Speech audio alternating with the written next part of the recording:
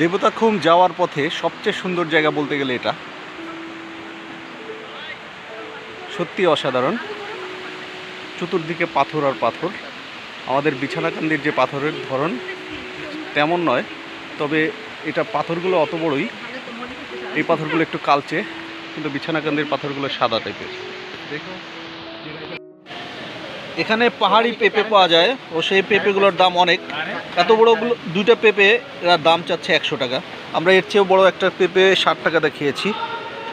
আপনারা এখানে পাহাড়ি পেঁপেও পাবেন, পেয়ারাও পাওয়া যায়।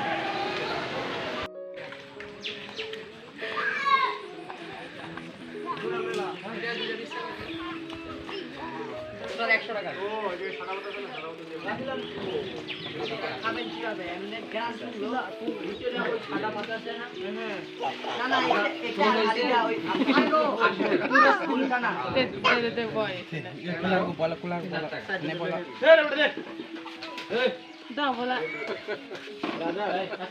Dog bola. Tene bola dog. Ne bola dog. চলে আমরা যাবো।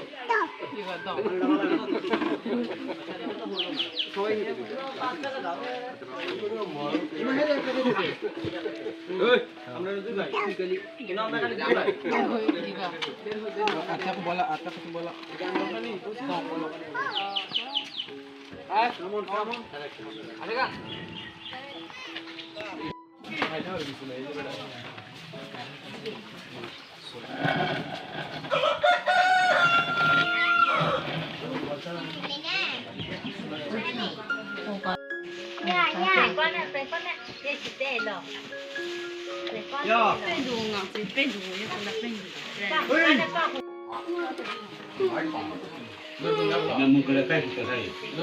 এগুলো কত করে একটা 10 টাকা। Trong খাবো না। তামাক খাবে না তামাক না এলে ভাই।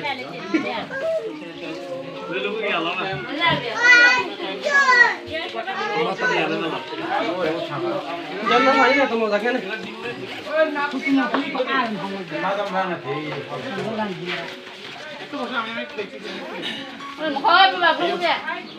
সুজন দাদা কোন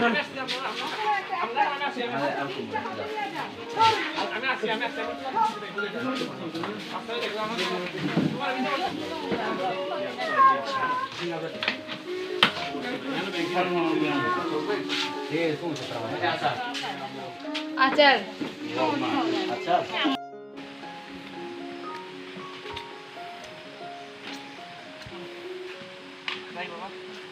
খুব আরাম হচ্ছে আজকে আমার জানা হয়ে যেত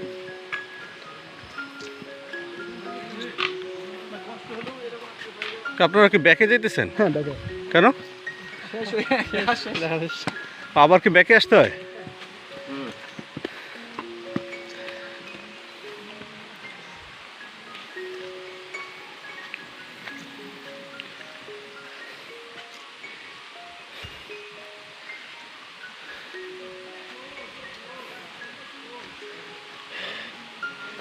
আমরা চলে এসেছি সেই কাঙ্ক্ষিত ঝর্ণার কাছাকাছি।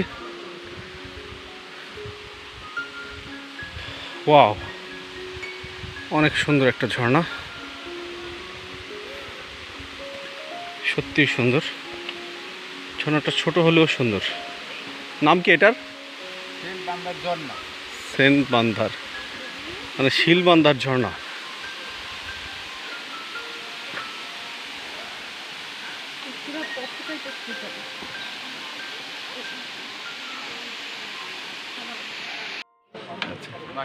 আচ্ছা উত্থিন ভাই, আমাদেরকে কাইন্ডলি বলবেন যে বর্ষার সিজনে এখানে পানি কেমন থাকে? এই বছরে আপনার এই পর্যন্ত উঠেছিল এই পর্যন্ত নাকি? অনেকটা ছিল, সব ভেসে গেছে। এই দেবতাখুম পর্যন্ত আমরা সম্পূর্ণ ভেলাতে যেতে পারি বা নৌকাতে যেতে পারি নাকি? নৌকা দিয়ে যেতে পারি। সেটা তো একদম ইয়া থেকে আপনার ওই কচ্ছপতলি বাজার থেকে সরাসরি এই পর্যন্ত আসতে পারি না? ওই সময় ভাড়া কত নেয়? আর আপনার জনপ্রতি 150 করে নেবে। 150 করে। আর সময় কি নৌকাগুলো চলে? টুরিস্টরা কি আসে? এই সময় আর নৌকা চলে না। পানি গেছে আপনার না বর্ষার সিজনে কি নৌকা চলে? তা নৌকাগুলো চলা রিস্কি না, কারণ অনেক স্রোত থাকে না? স্রোত তো থাকবে অবশ্যই, এখানকার স্রোত বেশি থাকে বর্ষাকালে। স্রোত বেশি থাকে না? কারণ পানি তো বেশি। আর এই ঝর্ণাগুলোতে বোধহয় পানি অনেক থাকে নাকি? ওই সময় কি টুরিস্টের পরিমাণ কি একই থাকে নাকি কম? না কম, অনেক কম না, কারণ রাস্তাটার অনেক রিস্কি থাকে, এর জন্য কম। আর আপনার কুমির ধরতেও রিস্ক, হঠাৎ করে আপনার পানিটা বড় হয়ে আসে। ও, অনেক বড় ঝর্ণা আসলে সেটা পানি অনেক হঠাৎ করে বেড়ে হয়ে যায় না? বেশি রিস্ক। হুম। আচ্ছা, থ্যাংক ইউ। উত্থিন ভাই, আমাদেরকে কাইন্ডলি বলবেন যে আপনাদের যে সম্প্রদায়, আপনারা বোধহয় মারমা জনগোষ্ঠী নাকি? তা মারমা জনগোষ্ঠীদের মানে খাবার কি ধরনের, আপনারা কি কি খাবার খান, বা আপনাদের জাতীয় খাবার কি? আমরা যেমন ভাত খাই, আপনারা সেইভাবে কীভাবে একই ভাত খান না? আপনাদের চালটা কি মানে জুম চাষের মাধ্যমে যেটা সেটা করেন, নাকি ওই ইয়া থেকে শহর থেকে কিনে আনেন? না জমে, বেশিরভাগই জুমের না? আর এমনি অন্যান্য মাংস জাতীয় খাবার সেগুলো? আপনার বলতে পারেন মুরগি, বলতে পারেন মাংসের জাতীয়, আমাদের বলতে পারেন প্রধান আর কি মুরগি। মুরগি। আর অন্যান্য অন্যান্য আছে আপনার ওই যে যেমন শুকর বলেন আপনারা। হুম, তারপর শালা করছে কি গরু খান? গরু তো খায়, গরু আবার অনেকে খায় না। কারণ কি? কারণ হচ্ছে যেমন মনে করেন আপনার যে যে লাল কাপড় যারা পরে, হুম আমরা ভান্তে বলি তাদেরকে, হুম হুম। ভান্তেরাও তো খায় না। ভান্তেরা গরু খায় না নাকি? ওরা কি মানে কোনো মাংসই খায় না নাকি শুধু গরু খায় না? মাংস খায়, গরু গরু ছাড়া অন্যান্য মাংস খায়, কিন্তু সবগুলো না, সবগুলো নিষেধ ওখানে। যেমন আপনারা খাইতে পারেন আপনার যে মুরগি, হাঁস, হ্যাঁ। শুকর, ওগুলো খায়। আর মনে করে আপনার ছাগল বলো, গরু, ওগুলো তো খায় না, ওগুলো খাওয়ার নিষেধ। আর সবজি সবই খান না? হ্যাঁ, সব কিছু খায়। এখানে কি কি সবজি পাওয়া যায় আপনাদের এখানে? আমাদের বেশিরভাগের আপনার যে শীতের সিজনে তো মূলা, লাল শাক, আর মিষ্টি কুমড়া, অনেক কিছু পাওয়া যায় আমাদের প্রায় চাষ করে। তাই এখানে আপনারা পেঁপেটা বোধহয় অনেক পান না? হ্যাঁ, এটা কি আপনাদের লাগানো নাকি লাগানো এমনি এমনি হয়? লাগানো কলা গাছগুলো আপনারা লাগান নাকি এমনিই হয়? লাগানো, সবই লাগানো। মানে এটা আপনারা চাষ করেন নাকি? হ্যাঁ, চাষ করে। বর্ষার সিজনে তো বোধহয় এখানে অনেক পানি জমে অনেক যায়, পানি। সে সময় এখানে এপার ওপার হরেন কীভাবে? ওই যে বললাম না আপনার, ওই নৌকা? 70 থেকে নৌকা দিয়ে আসে। আর এমনি এখানে কি আপনাদের আরাকান আর্মি যারা, ওরা কি আসে এদিকে? না না, এইদিকে এদিকে কোনো ধরনের আক্রমণ বা কিছু নাই না? পুরোপুরি কোনোদিনও হয় না। পুরোপুরি সিকিউরিটি আছে এদিকে না?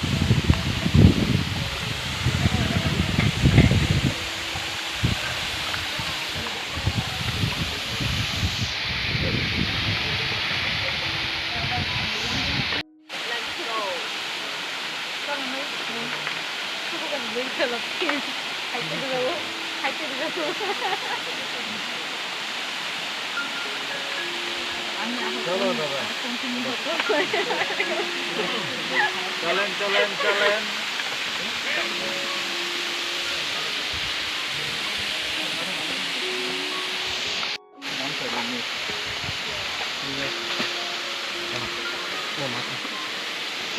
কে?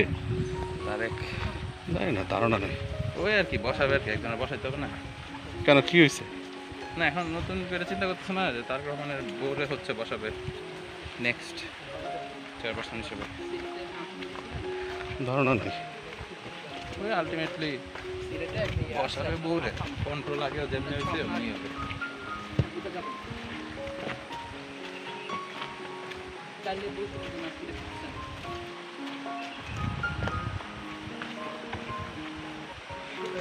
আপনি ঢাকা থেকে যান ট্রেনে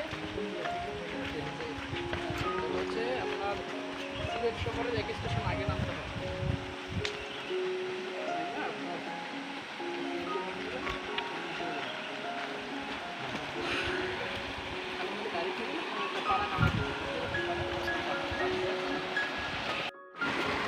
दरबार सब पागल चला हदी मौका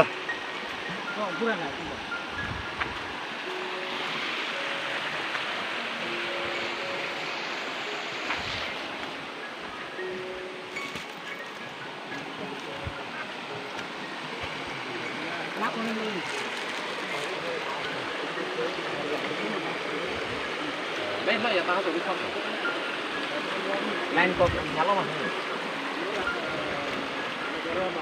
11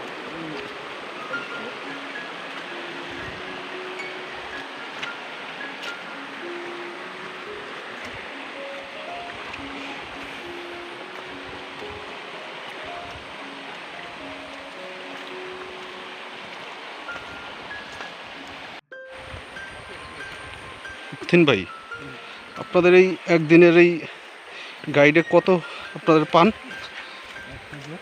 1000 না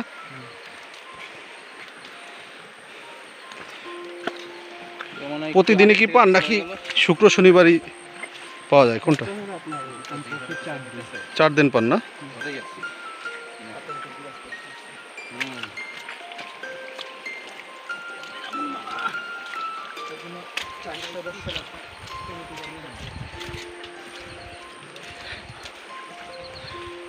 কেউ যদি ঢাকা থেকে আপনার সাথে গাইড হিসেবে যোগাযোগ করতে চায় তাহলে কিভাবে করবে নাম্বারটা বলেন 0164 0164 7579 7579 032 032 এটা হলো উত্থিন ভাইয়ের নাম্বার আপনারা দেবতাখুম আসলে উত্থিন ভাইয়ের সাথে যোগাযোগ করতে পারবেন সে অনেক হেল্পফুল আশা করি আপনাদের ভালো লাগবে আমরা যে পথটা দিয়ে গিয়েছিলাম ঠিক অন্য পথটা দিয়ে আমরা ব্যাক করতেছি দেবতাখুম থেকে এই পথটাও সুন্দর তবে এটা পুরোটাই ঝিরি পাশ দিয়ে পথটা আমরা ঝর্ণা দেখে ঝিরি ধরে আমরা ব্যাক করতেছি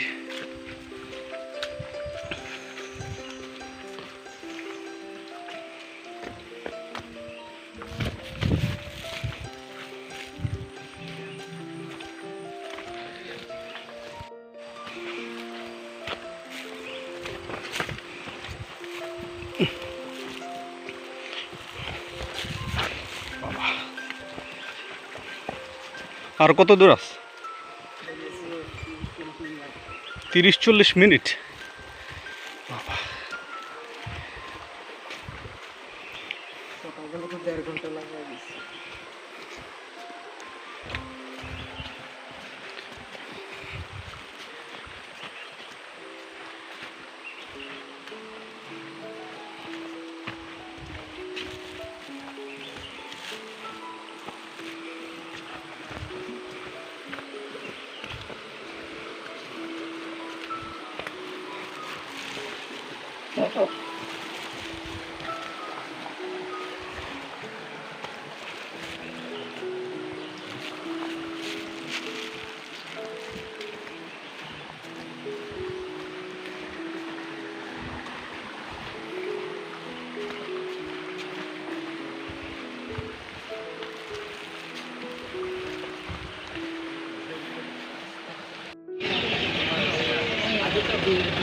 দিচ্ছে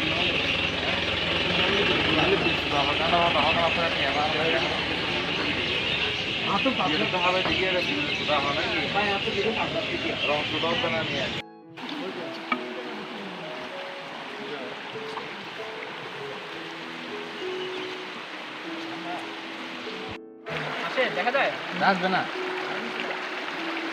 আসবে আমার তো মনে হয় না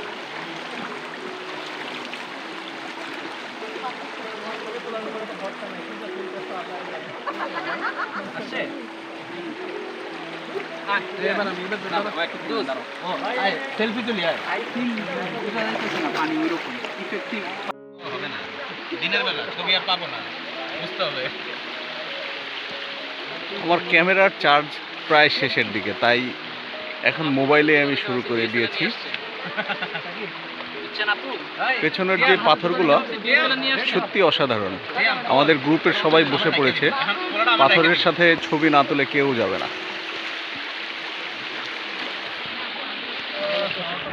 ফুল টাইম চলতে দিলে তখন ওনারা প্রবলেম ফেস করবে। Yahoo flat plan ইয়ালি। পাহাড়ি এটা তো এমন নাম লইয়া এটা এমন কেন? উল্টাই আমার নাম। এইটা এমন জঘন্য বাজে কেন? না না, এটা উল্টাই উল্টাই আমার মনে হয় নামটা হবে। এই আস্তে হ্যাঁ, পাশে পাশে লাগান দাঁড়ান, দাঁড়ান, দাঁড়ান। ধরতে হবে না, মেবি সোজা হয়ে দাঁড়ান আপু মেবি সোজা হয়ে দাঁড়ান এটা পথটা এত আহামরি না, এটা পথটা এত আহামরি না, কিন্তু খারাপ।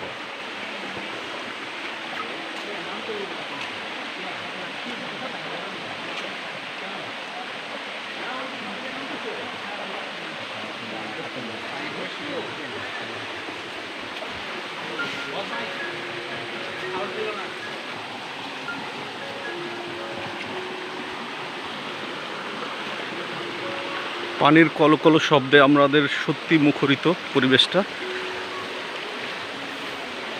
মনে হচ্ছে এরকম জায়গায় সারা জীবন থেকে যাই।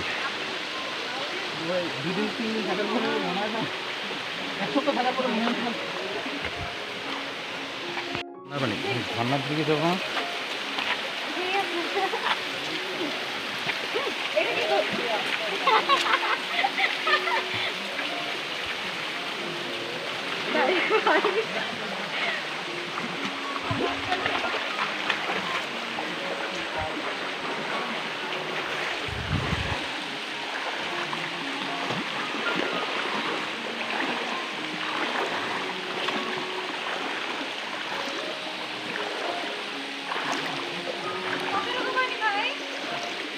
হাঁটুর নিচে হাঁটুর নিচে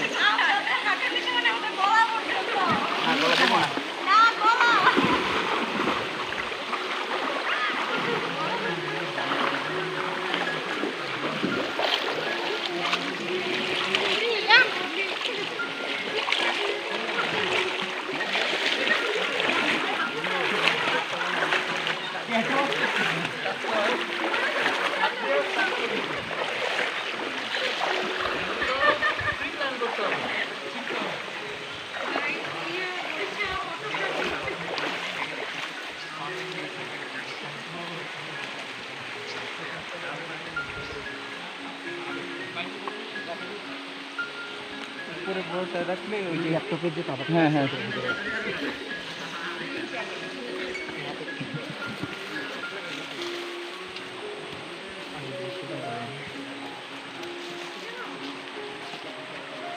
সূর্যটাকে নিয়ে না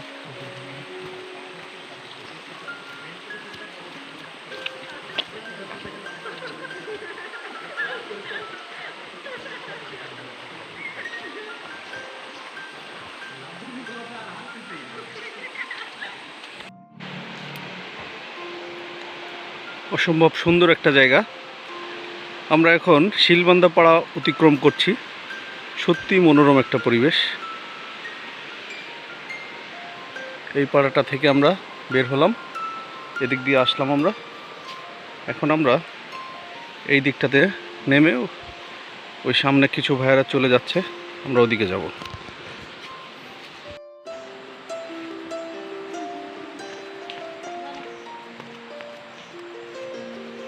খারাপ পথ, একটা সিঁড়ি করে দেওয়া আছে, এটা অনেক সুন্দর করেছে, সিঁড়ি করে দিয়েছে।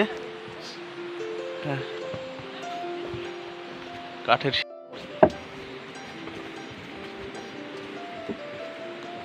সিঁড়ি। মাটির যে ল্যান্ডস্কেপটা সত্যি অসাধারণ। এখানটাতে বর্ষাকালে প্রচুর পানি হয়। এই পানিতে বোঝাই যাচ্ছে এখানে কোনো ঘাসও হতে পারে না,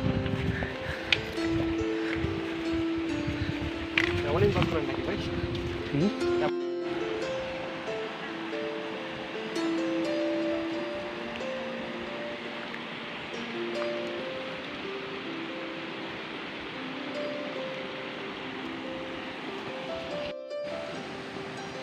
শিলবান্ধা পাড়া অতিক্রম করার সময় আমরা এই পাথরগুলোর একটা বিশাল সমারোহ দেখতে পাচ্ছি।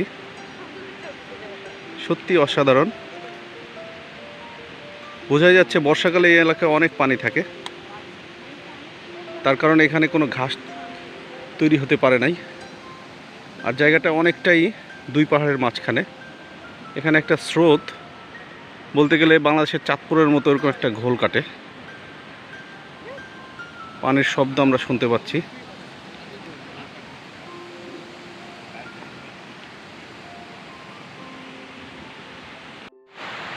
দেবতাখুম যাওয়ার পথে সবচেয়ে সুন্দর জায়গা বলতে গেলে এটা। সত্যি অসাধারণ। চতুর্দিকে পাথর আর পাথর। আমাদের বিছানাকান্দির যে পাথরের ধরন তেমন নয়, তবে এটা পাথরগুলো অত বড়ই। এই পাথরগুলো একটু কালচে, কিন্তু বিছানাকান্দির পাথরগুলো সাদা টাইপের। দেখো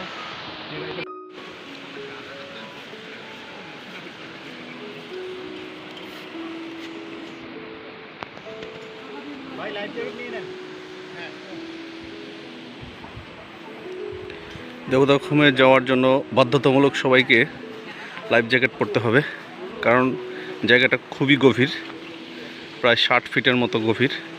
আর জায়গাটার দৈর্ঘ্য অনেক, 600 মিটারের মতো।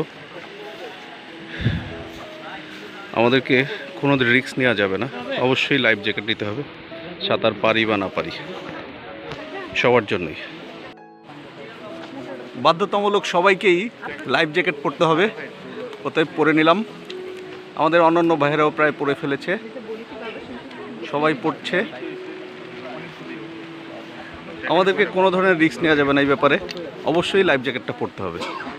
তার কারণ সাঁতার জানি বা না জানি, নতুন জায়গা, পাথর আছে, পাথরের মধ্যে আমরা তেমন কেউ সাঁতারে অভ্যস্ত নই।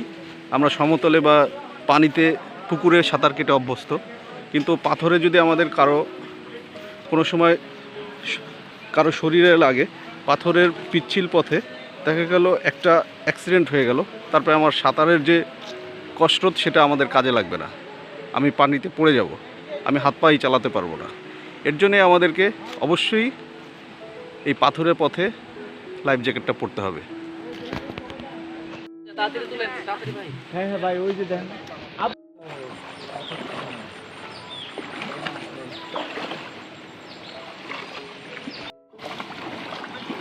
এমনি করে কতগুলো ঝিরি যে আমরা পার হলাম তার সত্যি হিসেব নেই। তবে দেবতাখুম যাত্রাপথে সবচেয়ে বোধহয় সুন্দর এই ঝিরির পানিটা, যেটা পায়ে পড়লে আমাদের হাঁটার যে স্ট্যামিনা সেটা অনেকাংশেই বৃদ্ধি পেয়ে যায়, এবং আমরা যে এতক্ষণ ধরে হাঁটছি সেই ক্লান্তি একদমই দূর হয়ে যায়।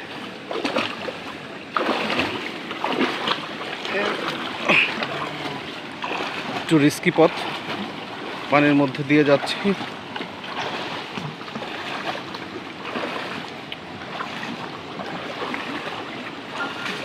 ভালো একটা বড় ঝর্ণার শব্দ পাচ্ছি, জলপ্রপাতের শব্দ।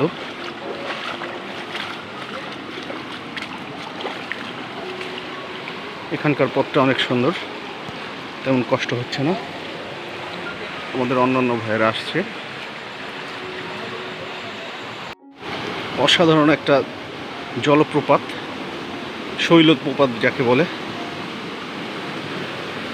সত্যি এর সাউন্ডটা অনেকটা মনোমুগ্ধকর, তা আমাদেরকে বিমোহিত না করে পারে না। এরকম শুনশান নীরবতার মাঝে শুধুমাত্র একটাই শব্দ শুনতে পাচ্ছি আমরা, পানির শব্দ। পানির স্রোত পানির যে শব্দ তৈরি করছে আমাদের কানকে সত্যি আন্দোলিত করছে।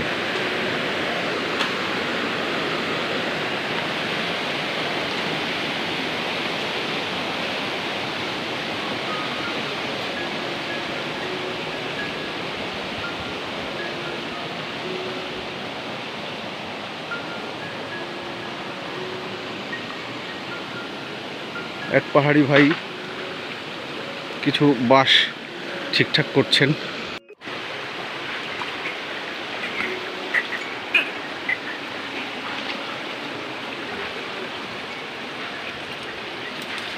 কিছু বৌদ্ধ সন্ন্যাসী বাচ্চা ছেলে আমরা দেখতে পাচ্ছি। এরা হয়তো আমাদের মুসলিম ধর্মের মাদ্রাসা যেমন তেমন জায়গায় ওদের বৌদ্ধ ধর্মের ওই ধরনের প্রতিষ্ঠানে পড়ালেখা করে, ধর্মীয় পড়ালেখা।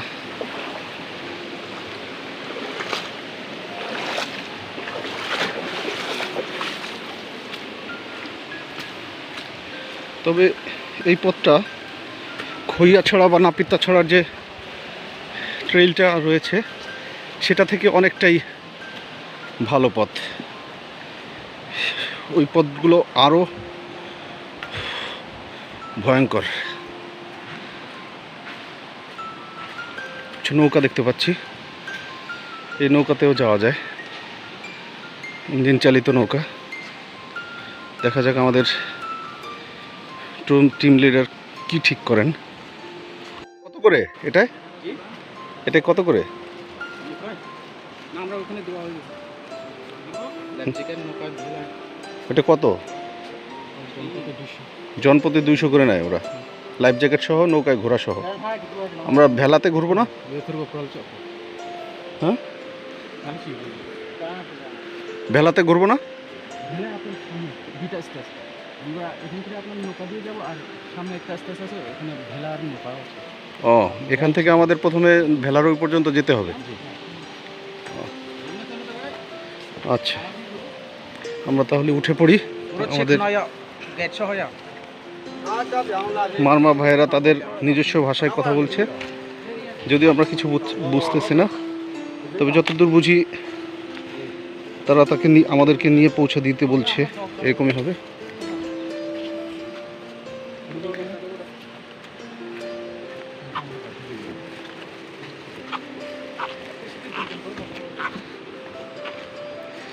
নৌকাটা একটু সরু টাইপের, তবে পাহাড়ি অঞ্চলে এ ধরনের নৌকাই চলে।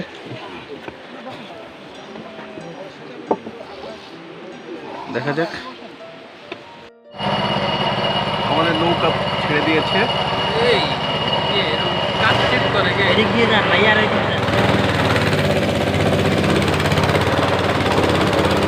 নৌকা একটু ব্যালেন্স হয়ে বসতে হয়, নাহলে মাছ খারাপ।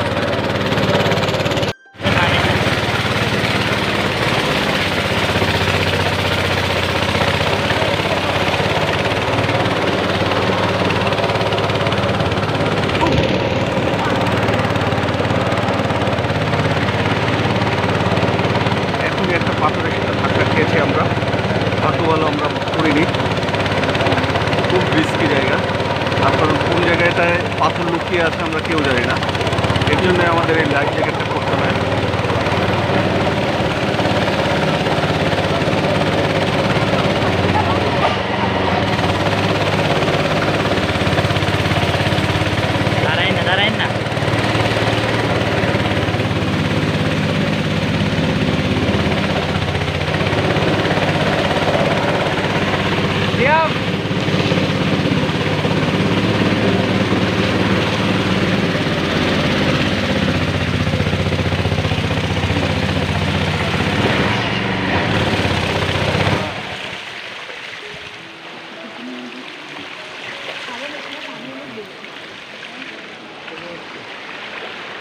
আমরা এখানে নেমে যাব, শেষ। এখানে নেমে আবার হাঁটতে থাকবো, তারপরে ভেলাতে উঠবো। আমাদের এই পর্যন্তই, এইটুকু।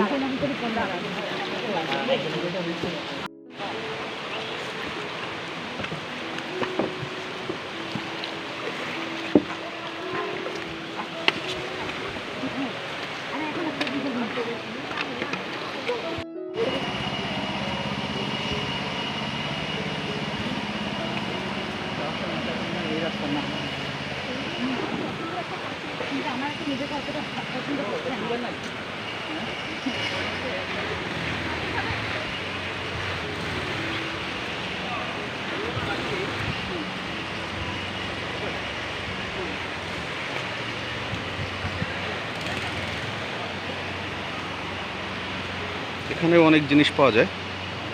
দামটা দেওয়া আছে লেমন জুস 20 টাকা, লেমন চা 10 টাকা, অপরাজিতা চা 20 টাকা, কফি 30 টাকা, মুন্ডি 2 জন 80 টাকা, কাপ নুডলস 40, পানি 20, 30, 50, কোক 250 ml 25 টাকা।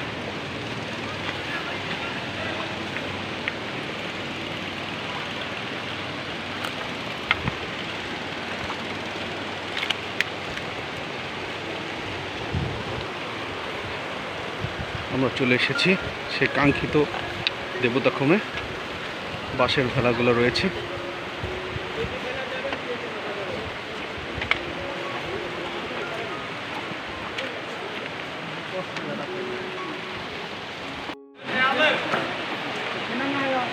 দেবতাখুমের সেই মুখ্য মুহূর্ত যেখানে আমরা চলে এসেছি। এখন আমরা ভেলাতে উঠবো।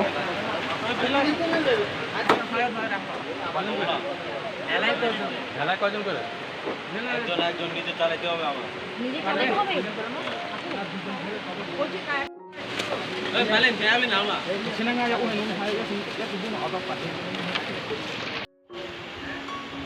কত দূরে ভাই? আমরা এই কাজ করছিলাম এর আগের বার। শতবর্ষের বা হাজার বছরের পুরনো সেই ল্যান্ডস্কেপ যা আমরা দেখছি, যেখানে কোনো দেখা যাবে যে হাজার বছর ধরে কোনো হাত পড়েনি বা মানুষের কোনো স্পর্শ পড়েনি। আমরা এমনই একটি পথ দিয়ে আগাচ্ছি, সত্যি অসাধারণ। প্রকৃতি ছাড়া এখানে কোনো কেউ নেই, কোনো নগরের কোনো ডিস্টারবেন্স নেই, এখানে শুধুই অরণ্য।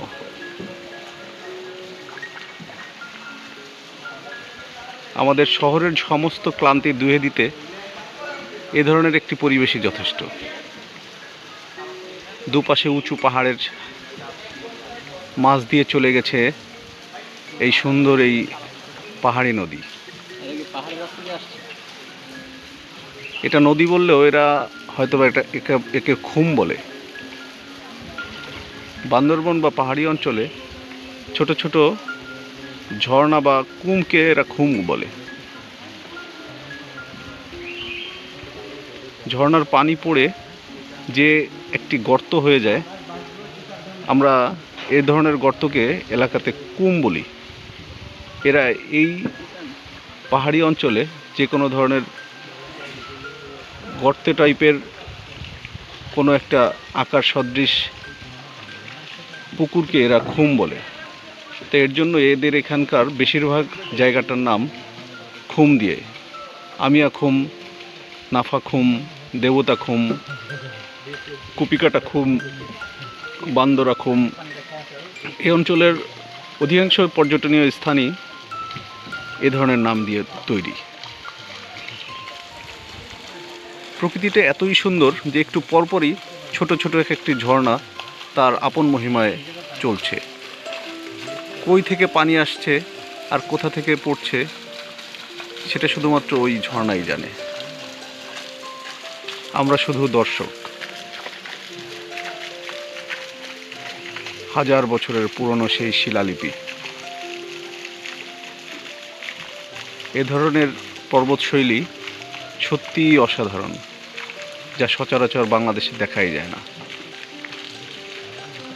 হয়তোবা ওই পাহাড়ের খাজে হাজার বছর ধরে বা লক্ষ কোটি বছর ধরে কেউ কোনোদিন স্পর্শ করতে পারেনি। এই গাছগুলো কিভাবে হয়েছে কেউ জানেনি। তার আপন মহিমায় জেগে উঠেছে। কেউ বা ল্যান্ডস্কেপ বা ল্যান্ডস্লাইডের ফলে পড়ে গিয়েছে বা ধসে পড়েছে। এভাবেই একটার পর একটা উদ্ভিদরাজি বা গুল্ম তার আপন মহিমায় সমহিমায় দাঁড়িয়ে আছে।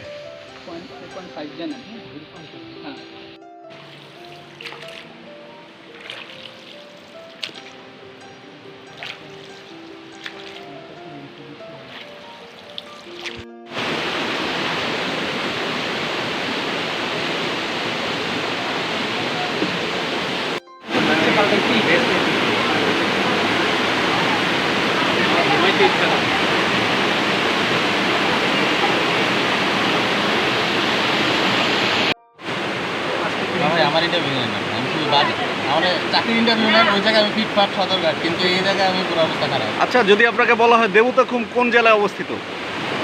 খুব সম্ভবত বান্দরবান, আমি তো তাই দেখলাম। বান্দরবনের কোন থানায়? থানা উপজেলা আসলে আমার জানা নাই, আমি বিসিএস পরীক্ষা দিচ্ছি না তো আপাতত। আজকে আমার যদিও ডেট ছিল, আর আমি ট্যুর দিতে চলে আসছি। আচ্ছা, প্রথমে আপনারা বান্দরবন থেকে কোন জায়গায় এসে নেমেছেন, যে খাওয়া দাওয়া করলেন কোথায়? এটা কি রোয়াংছড়ি ছিল? খুব সম্ভবত। রোয়াংছড়ি কি থানা নাকি উপজেলা?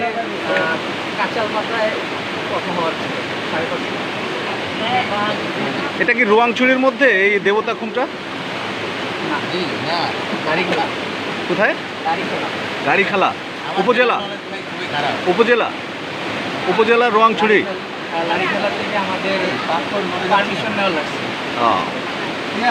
আচ্ছা, এই আপনার দেবতাখুমের যে ল্যান্ডস্কেপ, এই যে মাটির যে ধরন বা এই আপনার যে শৈলপ্রপাত, এটা দেখে আপনার কি মনে হচ্ছে যে এটা কোন ধরনের?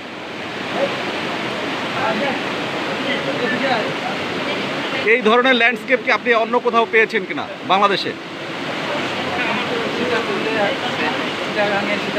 তাহলে কি সীতাকুণ্ড এবং এই বান্দরবনের পাহাড়ের যে রেঞ্জটা, এটা কি একই পাহাড়, একই ধরনের রেঞ্জ?